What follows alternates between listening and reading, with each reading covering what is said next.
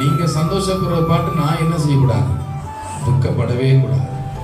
நான் சந்தோஷப்படுறத பார்த்து நீங்க என்ன செய்யக்கூடாது?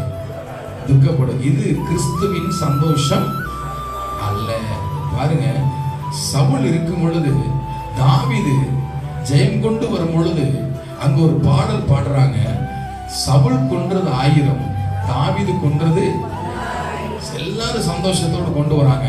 ஆனா இந்த சந்தோஷம் சவுலுக்குள்ள என்ன கொண்டு வந்ததுன்னு கேட்டா வெறுப்பு கொண்டு வந்தது, பொறாமை கொண்டு வந்தது, வஞ்சகம் கொண்டு வந்தது.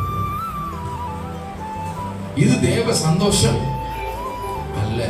கர்த்தருடைய சந்தோஷம் எப்படி இருக்கும் கேட்டா, நான் மாத்திரமல்ல என்னை சார்ந்தவர்களும் எப்படி இருப்பாங்க? கேட்கல சத்தமா பாருங்க. காணாமல் போன என் ஆடு வந்துருச்சு. அதனால நம்ம எல்லாரும் இந்த சந்தோஷத்தை என்ன செய்வோம்?